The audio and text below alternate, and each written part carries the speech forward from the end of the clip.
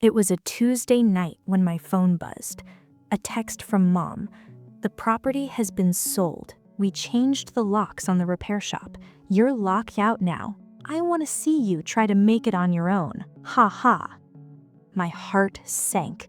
But that ha ha, it twisted like a knife. They weren't just cutting me out, they were laughing about it. I didn't cry, I didn't scream. Instead, I got even.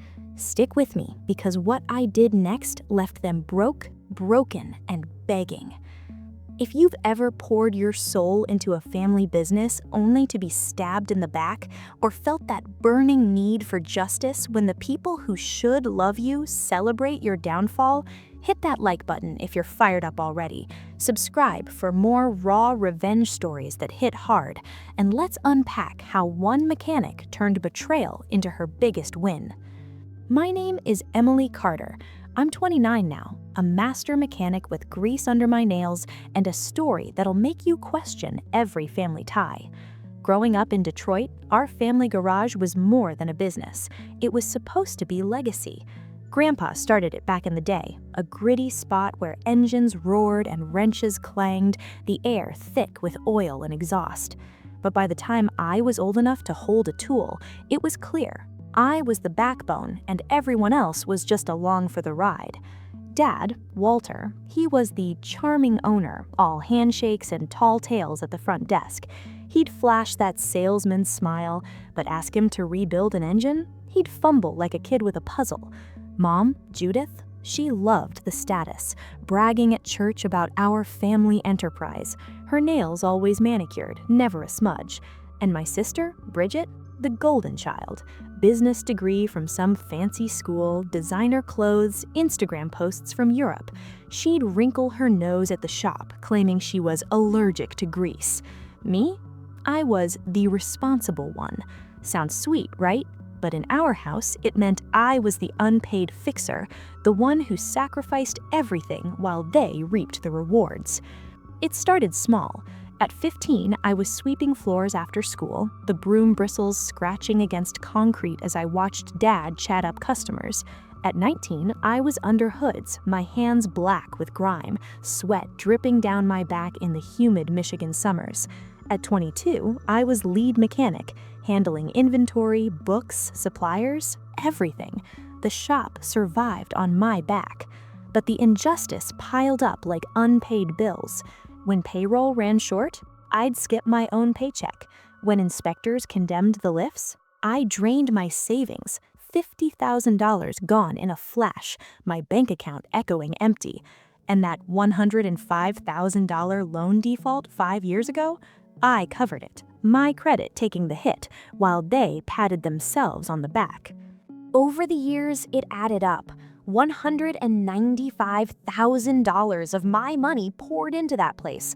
My chest would ache at night, lying in bed, staring at the ceiling fan, whirring above, thoughts racing. Why am I always the one holding this together? If I stop, does it all fall apart? And will they blame me?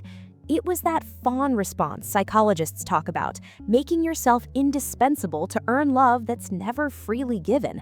I felt powerless, undervalued, like my worth was tied to wrenches and receipts. Bridget's vacations? Funded by shop profits I generated. Dad's golf trips? Same. Mom's spa days? You get it. They'd laugh off my exhaustion. Emily's our rock, while I internalized the disrespect, the underestimation gnawing at me like rust on a chassis. Tension built like pressure in a faulty radiator. Bridget would drop by the shop in her heels, barking orders without lifting a finger. Emily, fix this invoice, it's embarrassing. Dad would dismiss my ideas. Stick to the tools, kid, I handle the big picture. Mom's passive digs? Bridget's so ambitious, you could learn from her. My fists would clench under the workbench, grease-smeared knuckles white, but I'd swallow it. Until that Tuesday night. Phone lights up, Mom's text, "The property has been sold. We changed the locks on the repair shop. You're locked out now. I want to see you try to make it on your own. Ha ha." I read it twice, the screen glowing in the dark room. No tears, just a cold clarity washing over me, like flipping a switch from hurt to strategy. They think locking doors ends me? They forgot. I control the guts of this business. Midnight, laptop open, keys clicking softly. Supplier portal, logged in as Emily Carter. 12 transmissions en route, canceled. Diagnostic lease under my guarantee, canceled. Tire orders, gone. Short sentences in my mind. Cancel, freeze, end. In 3 minutes, their supply chain was a ghost town. The shop would open empty-handed. No parts, no fixes, no revenue. 7 a.m., phone explodes. Dad's voicemail, voice cracking with rage. Emily, what the hell did you do? Fix this now. Bridget's texts, you're overreacting. This is so embarrassing for me.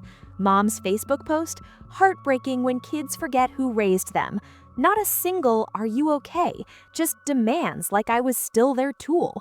Frustration surged, hot in my veins, but I channeled it. Called Paige, my old roommate, now a shark lawyer in Detroit, laid it all out. The money, the years, the lockout. Silence on her end.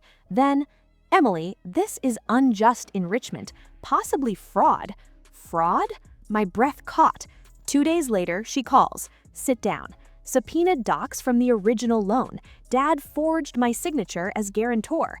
If it defaulted, I'd be ruined. He didn't need help. He covered his ass with my name. The lockout clicked. They sold the land to Bridget's fiance's dad, an inside deal to boost her status. I was disposable now, useless no more. So the ha-ha. Paige struck like lightning.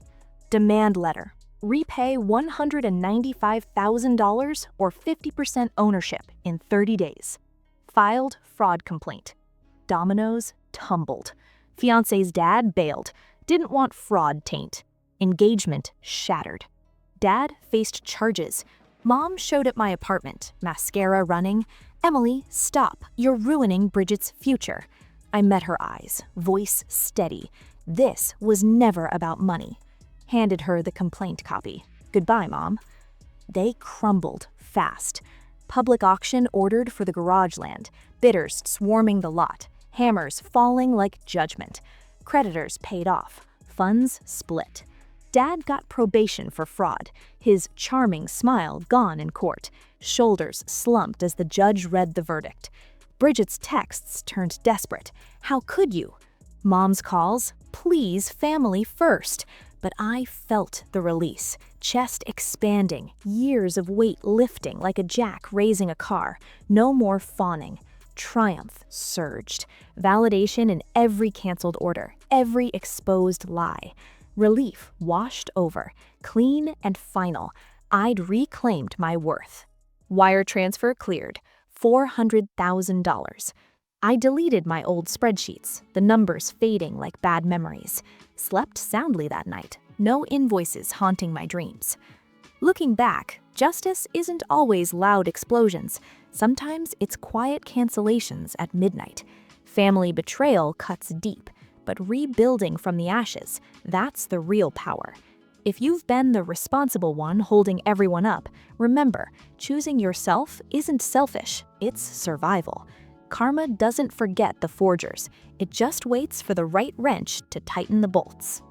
If this story fired you up or gave you that sweet justice rush, smash the like button and drop a comment. What's the biggest family betrayal you faced, and how did you turn it around? We read every one. Your stories inspire us. And subscribe for more Reddit revenge epics where the underdog rebuilds stronger. Thanks for watching. See you next time.